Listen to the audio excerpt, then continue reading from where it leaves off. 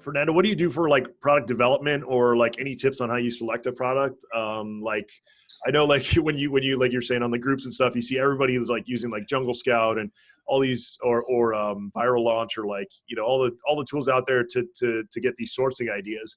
And people, I always see this, and people are always asking that question. I always tell them, don't use those tools. And then people are like, what? Like, and I'm like, don't use those tools, caveat, until you've got the product idea. Use it for verification, not for the idea, because if you use it for the idea, there's like 20 other people looking at that same data and that same product. You have to flip that. What I always tell people is like, go with your passion, go with something you're knowledgeable about. Do you do it that way, or do you do it? I mean, I'm not, you know, that's just the way I do it. But like, you know, a lot of people, some people like use a lot of different data. Some people look at trends. Some people, you know, there's a million different ways to do it. Kind of, what's your theory on that? Like, how do you guys do that? Yeah, great question. So yeah, I mean, just to give context, yes, we've launched like, I don't know, probably like 300 something products now. We have like about 200 selling at any point in time. One, I totally agree with you. Like, I personally do, like our team manages a lot now, but we do not use like the web apps. And yeah, exactly the same reason. Like, you know, I have had like, you know, people reach out to me or students reach out to me, and literally there was one like week where like 3 or 4 people sent me the same product to like review. And I was like, guys, like, there's just no way that you guys are all stumbling on this like product, like, you know, by chance. You're definitely using it now. And yeah, so I do think like everyone's gonna use the same kind of criteria and filters, and that's gonna end up like just being a race to the bottom. So I agree on that. You know, honestly, like I do, when I'm looking at something, it's like I'm looking for something kind of like unique, like sometimes looking at Instagram, kind of like coming up with ideas from there. But also just like kind of going into like a black hole of like Amazon. If I'm like, okay, I want to like, you know, find a new cool product, just like looking at categories, and then going to the subcategories often, or also looking at you know, the frequently purchased together kind of areas. I personally don't do anything that I'm necessarily like passionate about, because most of the stuff truly that I'm passionate about are probably like a lot, like are really saturated, like, you know, generally like fitness and travel. But you know, we'll go after, you know, sometimes like industrial and scientific or office products, or things that are just like kind of off the beaten path. Because I think, you know, a lot of people are like, oh, you should just walk around your home and look at what items you have and then kind of think about it that way. And I think that's, you know, maybe fine. But I think like the things that are generally around the home are going to be the things that are really saturated, like, you know, plates and frying pans, things like that. So so I typically kind of go at it like at an approach like that. It's a little bit more obscure. So so we use a criteria called like contribution margin. So so if you think about like, you know, you have your like sale price at the very top, and then if you're looking at like an income statement, you kind of subtract out all the variable fees. So, you know, your FBA fees, your referral fees, obviously your product cost, your PPC, all that kind of stuff, anything that's variable to like, you know, selling per unit. And then after that is your contribution margin. So we like, that's a really, really big metric for our business. So like another simpler way is like looking at your gross margin, you subtract out your ad spend, and then that's your contribution margin. And so we will budget, you know, 8 to 10% for ad spend of revenue. And then we're like, so if you include that, then we're looking for a 28% contribution margin. So if we're selling an item for $100, for instance, just for simple numbers, and after all the Amazon fees, including like storage and PPC and all that kind of stuff, we're expecting to make $28 per unit. Yeah, that's about exactly what we go. We go for like 30, but yes, pretty much the same thing. Nice. Yeah. So I think that's like a super, super important one. You know, very like, closely related to that one is like our ROI. So we use like about 150% for an ROI. So that's taking that contribution margin again, dividing it by your cost of goods landed.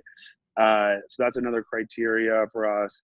Let's see. Yeah, I mean, we try to stay away from like products that have like a lot of like complications, like, you know, batteries, moving parts, electronics, things like that. Especially for the newer sellers, I think that it's just going to be a little bit more complicated. And yeah, in that same vein, like kind of like the really competitive categories, So Yeah, like supplements, stuff with high electronics. return rates. You mean, right? Like that's a Yeah, lot of people never think about that. They're like, yeah, I'm going to sell, like an alarm clock or like something with electronic right. moving parts.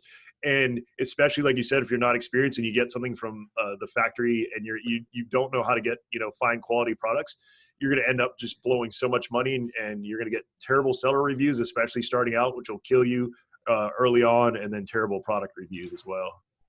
Totally. Yeah, Yeah, exactly. a product you never want to have is something that allows people to leave an opinion on, right? Like a diet product, or you just want like it works. It Yeah, works like it's supposed. exactly. This toilet seat is great. Yeah, You know. yeah, totally. Yeah, I'm 100% on the same page. Yeah. So yeah, I would say those are a lot of the big ones. Yeah, we look at the like average amount of reviews on the first page for like the main keywords.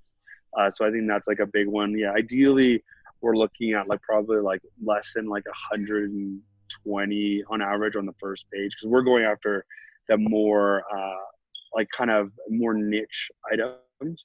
And I think that overall like is like been a good strategy for us, because we try not to spend a ton of money on launches. Like, a lot of our products are so niche that we can just launch using like PPC. Not always, but like that is it's kind of what we shoot for. Yeah, that's a good point too. And a lot of people, there's a bunch of different ways you can approach Amazon. Like Fernando, you were saying you guys had what, 300 SKUs, something like that?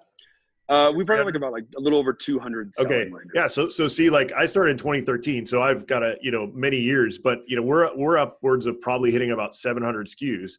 Now our products are lower priced, but I'm just saying, like, so many people are like, because it's taught that you need a price point of like $30, and like if everybody's chasing that same criteria and those same kind of trending products, skate where the puck's going to be, like that one of my favorite analogies. Don't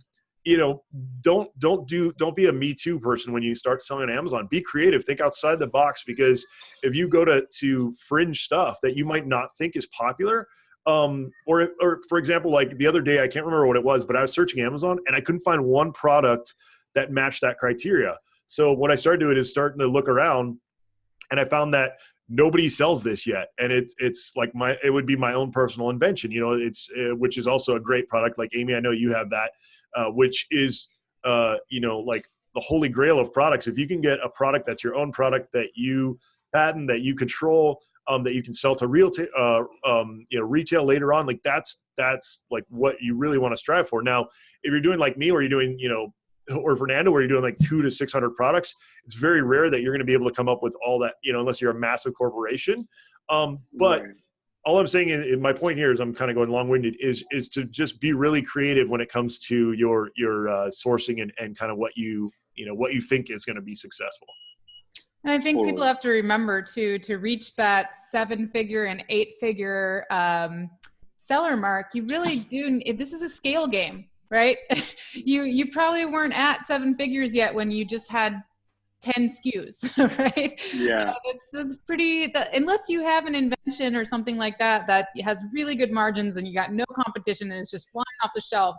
Like it's a scale game. And so I always tell people that are like launching one product and they're like, well, I'm not making enough money. Well, you're selling 3 units a day and that's not too bad. But imagine if you had 700 SKUs selling 3 units a day, that's a pretty good payout there.